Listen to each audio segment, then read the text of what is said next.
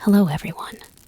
This is Abigail, or Abby for short, and I will be your sinister storyteller as we hear 3 scary tales from Japan. So go ahead, settle in, and let's get on with the tales.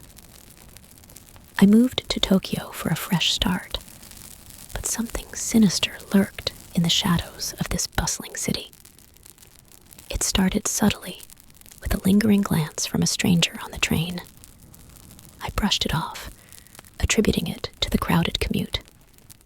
But then, it escalated.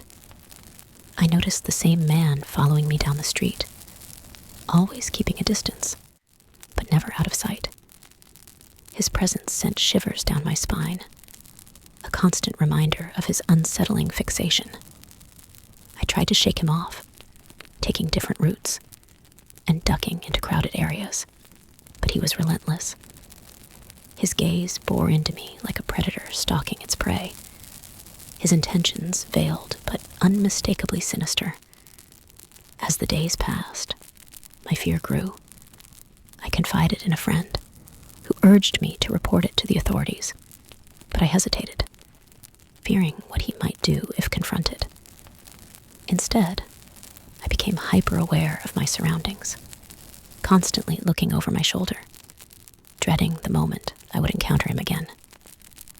One night, as I walked home alone, the streets eerily quiet, I sensed his presence before I saw him.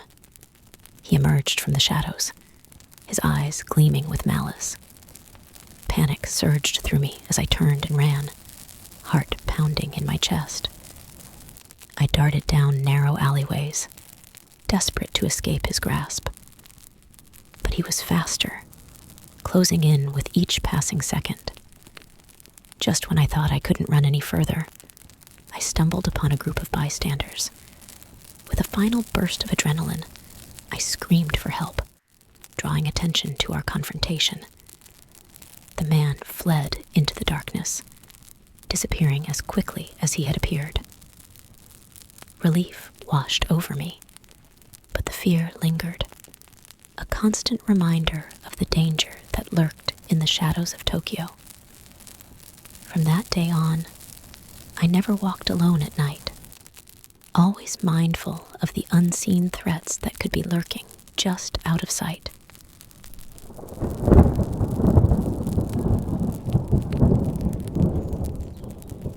My buddy Kay and I were always up for an adventure. So, when we heard rumors about an abandoned shrine hidden deep in the mountains around Kyoto, we couldn't resist the urge to explore. Armed with nothing but a couple of flashlights and our curiosity, we set out on a crisp autumn morning, the leaves crunching beneath our boots as we made our way up the winding trail. After hours of trekking through the dense forest, we stumbled upon a clearing. And there it stood, the forgotten shrine, its weathered torii gate, towering over us like a sentinel from another time. Excitement coursing through our veins, we pushed through the overgrown brush and stepped into the courtyard, our footsteps echoing in the stillness. The air felt heavy with history, as if the spirits of the past were watching our every move. The shrine itself was a haunting sight, its wooden pillars adorned with faded kanji characters, moss creeping up the stone steps, and cobwebs stretching across the doorways. Undeterred by the eerie atmosphere, we pressed on, our curiosity driving us deeper into the heart of the shrine. But as we ventured further, a sense of unease began to gnaw at the pit of my stomach. Suddenly, a piercing scream shattered the silence, echoing through the mountains like a banshee's wail. Kay and I froze, our hearts pounding in our chests as we exchanged panicked glances. Without a word, we bolted for the exit, adrenaline fueling our escape as we raced through the forest, branches clawing at our skin.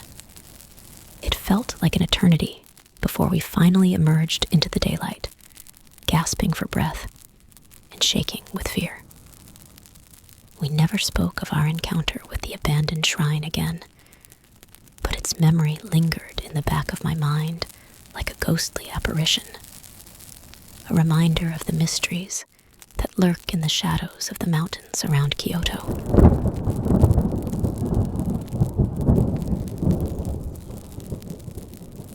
Winter in Hokkaido can be unforgiving, with its biting cold and unfathomable snowdrifts. I found myself in the midst of this icy wilderness one evening, my breath frosting in the air as I trudged through the dense forest, the branches heavy with snow. As darkness descended, panic began to creep into my mind. I had wandered off the trail hours ago, and now I was hopelessly lost, with only the eerie silence of the forest for company. That's when I felt it, a presence lurking just beyond the edge of my vision, its malevolent intent palpable in the icy air. I quickened my pace, heart hammering in my chest as I stumbled through the knee-deep snow. With each step, the sense of dread grew stronger, as if the very forest itself was closing in around me. I dared not look back, fearing what I might see lurking in the shadows. But then I heard it, a low, guttural growl echoing through the trees, sending a chill down my spine. Adrenaline surged through my veins as I broke into a frantic sprint, the snow crunching beneath my boots as I fled for my life. I lost all sense of time and direction as I ran blindly through the wilderness, the unseen presence hot on my heels. It felt like an eternity before I stumbled upon a clearing, the moon casting an ethereal glow over the snow-covered landscape. But my relief was short-lived, for there, standing at the edge of the clearing, was the source of my terror, a dark, shadowy figure, its eyes burning with an otherworldly light. I froze, paralyzed with fear as the creature advanced, its twisted form moving with unearthly grace. In that moment, I knew I was no match for whatever malevolent being stalked me through the forest. But just as it was about to reach me, I heard the distant sound of voices calling out through the darkness.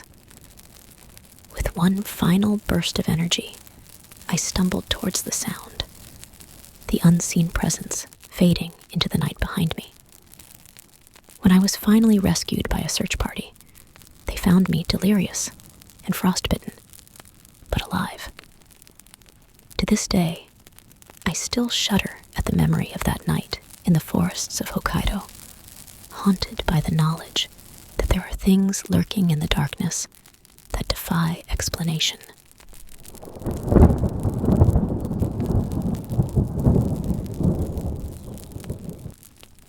Hello everyone, Abby here.